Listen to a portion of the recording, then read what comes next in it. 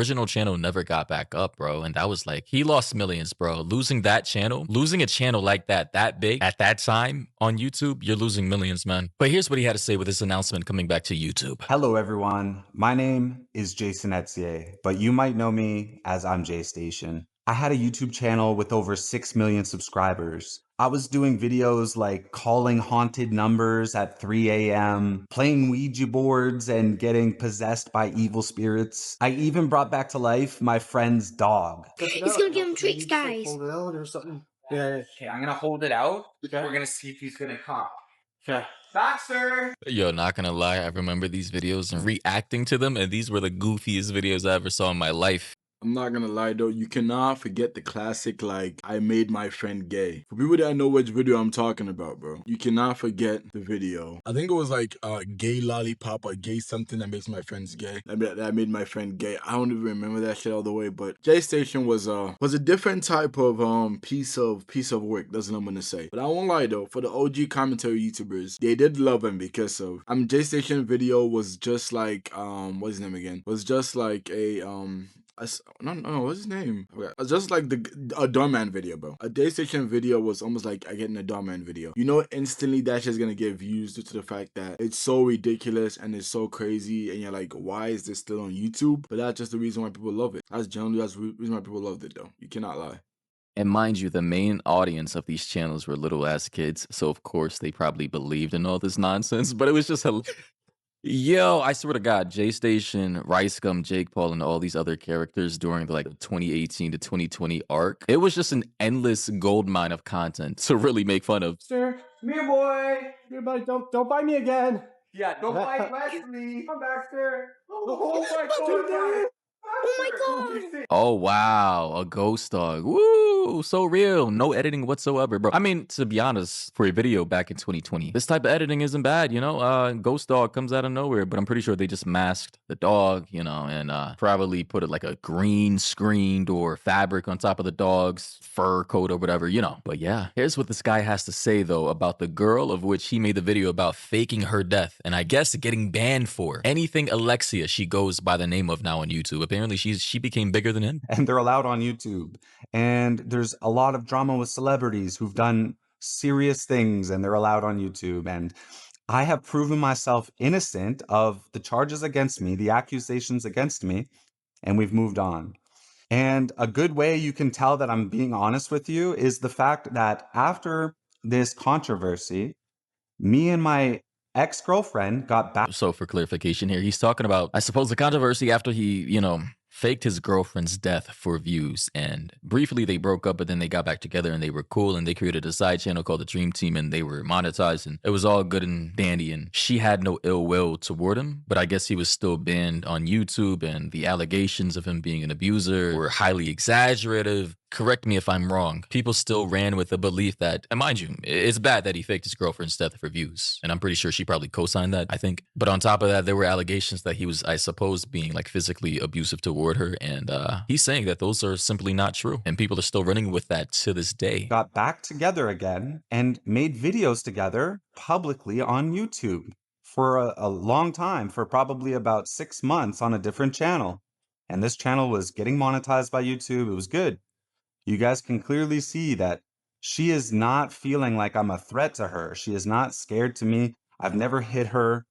Like, this was a miscommunication when she spoke to the police. Because in anything to do with girlfriend, boyfriend, it's not the partner who is laying the charges. It's the government, the police that are charging it. It's not up to my ex-girlfriend. She said something that made the police think, oh, we'll lay a charge on that. But it was a miscommunication, guys. You know, that's actually unfortunate, and this is not the first time something like this happened to not only a creator, but just regular people in everyday life. Like, the police will literally exaggerate claims made by someone in a relationship. Yeah, but you have to understand one thing though. The police are trained for some keywords, and when they hear some keywords, it's automatically like they kind of follow like an agenda of like, if we hear these keywords, or we're trained to hear these keywords, or you use these keywords itself, automatically in the book, and 444 code 6667, whatever, that is seen as a charge, and that's a good reason for us to pull you in. Sometimes, as I see, sometimes if cops are not like directly know what to do, they call in their supervisor, because sometimes they don't know what to do, or they just follow the book on exactly what the book says, or the way they pretty much interpret the book, and the way it's not like I don't know if there's a physical book or not, but I'm trying to say, does the way they see the law based off of whatever you tell them itself is based off of what they go off of. So at the same time too though, it's not like some of them might be on purpose, because I don't lie to you, some cops do have their own agenda. It's like if a female cop sees this, she might add their own trauma to it, and that itself too changes it, the entire situation. Or if a guy cop sees this, he might add his own personal stuff to it, and then base the entire situation based on that, which you should not be doing that as a cop, because you're supposed to go into every interaction as a new interaction, but not add your own personal matters to it. But at the end of the day, we are all human. We are all human beings itself. So that do happen. But at the same time too, I just want to explain that. Just want to explain that a little bit. But yeah, hopefully you guys get what I mean.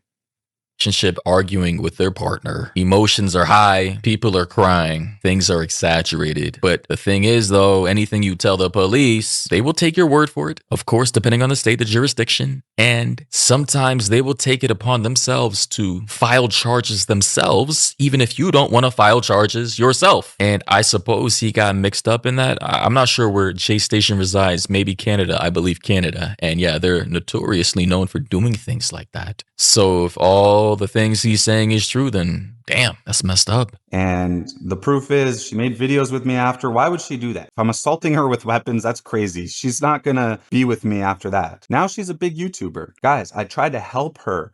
I showed her. Before she met me, she wanted nothing to do with YouTube. I showed her how to do it, the thumbnails.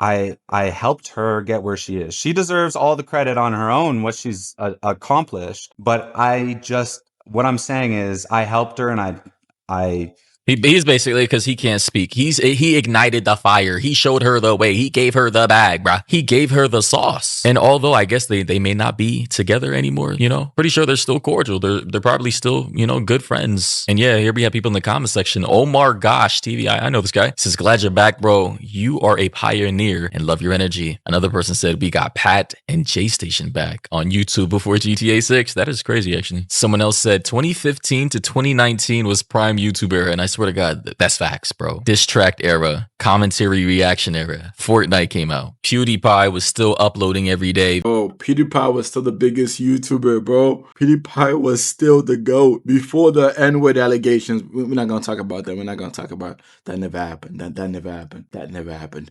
But then old PewDiePie, we had oh my God, what's his name again? We had my boy, I forgot his name. My boy from Five Nights at Freddy, Markiplier, the GOAT. I mean, it's still posting now, but it's not as big as it used to be too. But we used to have my boy too. My boy. But it's so much different now, bro. YouTube now is so much different now, bro. I feel like YouTube now is just way too much Mr. Beast effect and bunch of skibbity toilet fucking YouTubers, bro. It's just crazy, man. It's like skibbity toilet YouTubers mixed with Mr. Beast, and it's just always almost every video is there. Oh my gosh, guys. Do you see the raccoon it's skibbity dibbity doing? Look at my skibbity dibbity dibbity doing raccoon. But in every 5 minutes, there's just like a jump scare, but just like, bro. Let's get back to old YouTube, bro. Old YouTube, bro. Fucking Vayner's Gaming Squad crawling on the floor in Call of Duty, bro. Let's get back to that, man. Let's get back to FaZe house. FaZe being FaZe. I mean, FaZe is over now. Like, FaZe is gone. FaZe is over, bro. FaZe is gone, bro. I mean, like, real FaZe, not like, the sport team FaZe. Nobody cares about that shit. But, I mean, like, FaZe on YouTube. No scope time, bro. Like, come on, man. Give me a time machine. Sorry for rambling, bro. Vanoss gaming were still a thing. Jake Paul, Rice Gum, commentary gaming videos were still peak. I mean, good God. Oh, and by the way, demonetization wasn't a thing, although it's better now. Like, demonetization, you could pretty much have said anything back then, bro, and get away with it. Literally, bro, I used to show, like... the wildest shit on my channel, bro. Like actual, like the most ghetto shit ever, bro. For my OGs out there, you know exactly the content I used to upload, bro. It was actually, sometimes I went too far, I'm not gonna lie. Oh yeah, and Leafy is here, was on the platform. I mean, good God, guys, it was a wild time. Anyways, J Station, welcome back to the platform. Hopefully this time around you don't get banned and, And bro, stop. Just chill out, man. Don't do any more crazy shit, bro. Welcome back to the community, bro. We welcome you back, and we miss all the laughs, all the amazing, terrible pranks that you did. And just welcome back, bro. Thank you guys for watching this. Tell me what you guys think in the description in general. And if you watch this video to the end, comment JStation made me gay. If you watch this video to the end, comment JStation made me gay. And I'm going to put you in the next video.